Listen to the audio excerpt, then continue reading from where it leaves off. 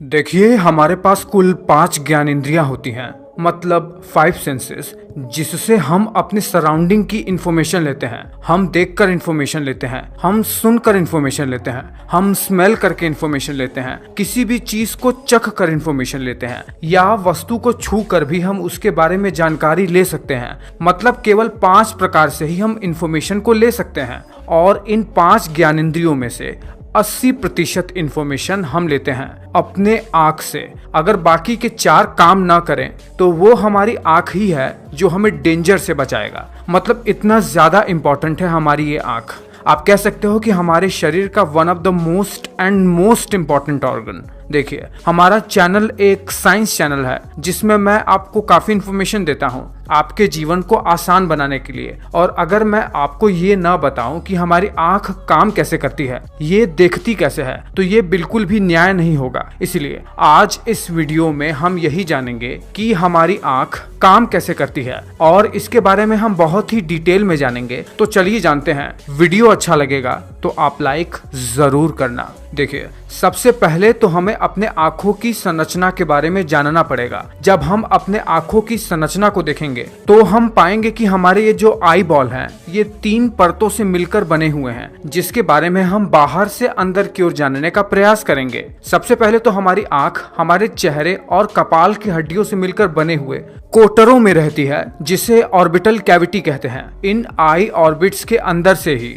हमारे eye ball के surrounding में मसल्स जुड़ी रहती हैं, जो हमारे आई बॉल को मूव करने में मदद करते हैं। इन मसल्स के आप नाम देख लीजिए, और ये सभी मसल्स दिमाग से आए नर्व से कंट्रोल होती हैं। मतलब जब हम अपने आंखों को घुमाने का प्रयास करते हैं किसी भी डायरेक्शन में, तो इन्हीं मसल्स के थ्रू ही हम अपनी आंखों को मूव कर पाते हैं। देखिए, जब हम अपनी आंखों को बाहर से देखेंगे तो हमारा आई बॉल बाहर से हमें सफेद रंग का दिखाई देता है।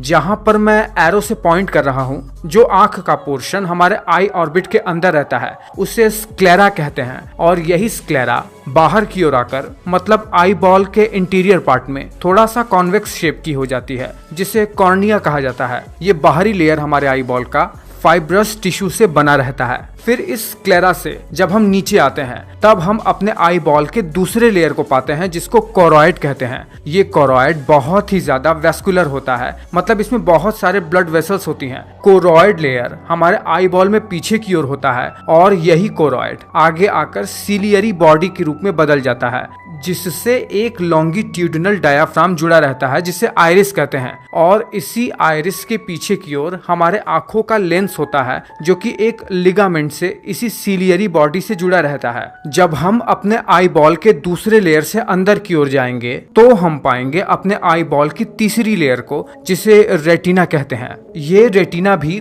2 लेयर से बना रहता है। बाहर की ओर ये हाईली पिगमेंटेड लेयर से बना रहता है, जिसका काम होता है लाइट को ऑब्जॉर्ब करने का। और अंदर की ओर ये एक न्यूरल लेयर से बनी रहती है, जिसके अंदर कई सारे रिसेप्टर होते हैं, जो हमारे आंख से लाइट रेस को कैच करते हैं। अब देखिए, हमारे आई बॉल के भीतर लेंस के पीछे की ओर एक पारदर्शी और जेल लाइक सब्सटेंस भरा रहता है, जिसे विट्रियस ह्यूमर कहते हैं। इसकी वजह से ही हमारा आई बॉल शेप में रहता है, वो कभी पिचक नहीं पाता। और जहां पर मैं अभी एरो से पॉइंट कर रहा हूं, यहां पर भी एक फ्लूइड भरा रहता है, जो कि हमारे आइरिस को और कॉर्निया को न्यूट्रिशन प्रदान करता है। इसे एक्वियस ह्यूमर कहते हैं। जहां पर मैं अभी एरो से पॉइंट कर रहा हूं, इसे हमारे आई बॉल का पोस्टीरियर चैम्बर कहते हैं। यहाँ पर भी ये फ्लूइड भरा रहता है। देखिए, हमारे आई बॉल से पीछे की ओर हमारे दिमाग से निकलने वाली दूसरी क्रेनियल नर्व ऑप्टिक नर्व से आकर जुड़ी रहती है, जो कि हमारे आंख से आने वाले सिग्नल को हमारे ब्रेन तक ले जाती है,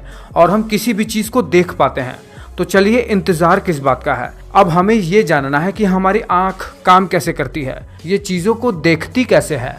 देखिए, जब हम अपने आंख को सामने की ओर से देखते हैं तो हम पाते हैं कि हमारी आंख एक सफेद रंग की बॉल है, जिसके बीच में एक गोल सा रंग बिरंगा संरचना है, जिसे आइरिस कहते हैं। और इस संरचना के बीच में भी एक गहरे काले रंग का छेद बना हुआ है, जिसे प्यूपिल कहते हैं। देखिए, इस रंग बिरंगे संरचना आइरिस का काम क्या होता है, ये हमारे प्यूपिल के आकार को घटाता बढ़ाता रहता है। होता यह है कि जब हमारे आंख को बहुत ज्यादा रोशनी मिलती है दिन के टाइम में, जब सूरज निकला रहता है या जब बहुत ज्यादा लाइट जलती रहती है, तब तब हमारे प्यूपिल का आकार ये आइरिस छोटा कर देता है ताकि कम से कम लाइट हमारे आंखों में आए और हमारे आंखों के रिसेप्टर जल ना जाए। और जब अंधेरा का टाइम होता है, जब हमें ज्यादा लाइट की जरूरत पड़ती है किसी भी चीज को देखने के लिए, तो हमारा प्यूपिल का आकार बड़ा हो जाता है। अब देखिए, जैसे ही किसी वस्तु से लाइट टकराकर हमारे प्यूपिल के अंदर आती है, तो वैसे ही लाइट की रेज सबसे पहले हमारे लेंस से जाकर टकराती है।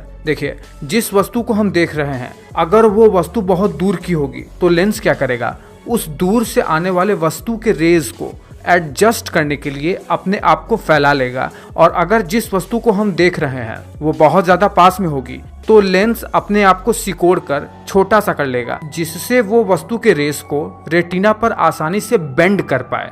और लेंस को छोटा बड़ा करने के लिए जो सिकोड़ने का काम है, वो ये सिलियरी मसल ही करता है।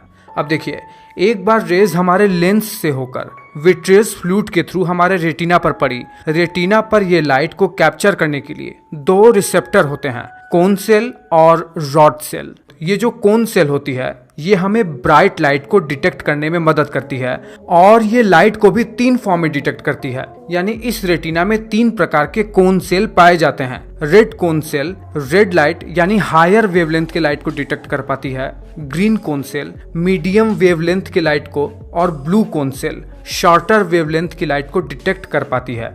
इसके अलावा हमारे रेटिना पर मौजूद दूसरी रिसेप्टर रॉड सेल हमें ब्लैक एंड व्हाइट को देख पाने में मदद करवाती है। रात के अंधेरे में जब कम लाइट होती है, उस समय ये हमें देखने में मदद करता है। अब देखिए, क्योंकि हमारी आंख आगे की ओर कर्व्ड होती है, इसीलिए जब भी कोई लाइट हमारे आंख में प्रवेश करती है, ये लाइट को बेंड कर देती है, जिससे जो भी इमेज हम देख पाते हैं, असल में वो हमारे रेटिना में अपसाइड डाउन बनता है, मतलब उल्टा बनता है।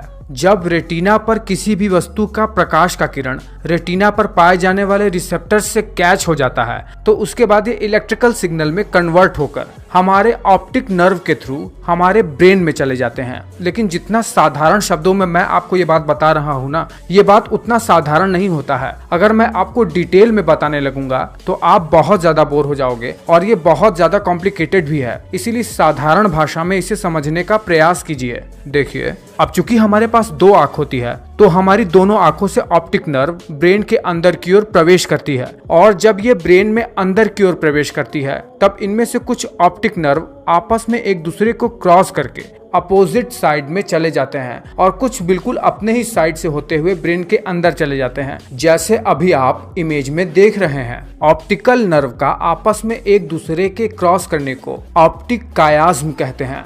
ऑप्टिक कायाज्म के वजह से ही हम अपने आंखों से बाइनोक्यूलर विजन कर सकते हैं, मतलब अपने दोनों ही आंखों से किसी एक चीज पर फोकस कर सकते हैं, 180 डिग्री के सराउंडिंग में देख सकते हैं, वो भी 3D में। जैसे ही ये नर्व ऑप्टिक कायाज्म को पार करते हैं, ये ऑप्टिक ट्रैक्ट कहा जाने लगता है और हमारे थैलेमस से जाकर मिल जाता है। देखिए, थैलेमस में जाने से पहले भी कुछ ऑप्टिक ट्रैक्ट ब्रेन के वॉरियस पार्ट में चले जाते हैं, जैसे ब्रेन स्टेम में और हाइपोथैलेमस वगैरह में। और ये फाइबर हमारे आंखों को मूवमेंट देने के लिए, हमें नींद आने के लिए, जो हमारी तीसरी आंख है, पीनियल ग्लैंड को एक्टिवेट करने जैसे चीजों में मदद करते हैं। लेकिन देखने के लिए मुख्यतः ऑप्टिक ट्रैक्ट थैलेमस में ही जाते हैं। थैलेमस सिग्नल को ब्रेन के वारियस पार्ट में भेज देता है, जैसे पैराइटल लोब और टेम्पोरल लोब जैसे जगहों पर, जहां पर वेस्टिबुलर सिस्टम के कॉम्बिनेशन के साथ ब्रेन कलर, साइज के एक्यूरेसी के साथ हमें इमेजेस को 3D में देखने के लिए प्रोसेस करके इन सारे सिग्नल को हमारे ब्रेन के ऑक्सीपिटल लोब में भेज देता है, जहां पर हमारा विजुअल कॉर्टेक्स होता है, जो हमारे इमेजेस को प्रोसेस करके हमें 3D में बिल्कुल एक्यूरेसी के साथ उस इमेज को दिखाता है, या उस वस्तु को हम बढ़िया से देख पाते हैं। है ना हमारी कमाल की आंख। अगर हम विजुअल पाथवे को ढंग से समझने लगेंगे, तब तो आपका दिमाग पूरी तरीके से चकरा ही जाएगा। फिलहाल ये वीडियो आपको कैसा लगा है, मुझे नीचे कमेंट करके जरूर और जरूर ही बताना।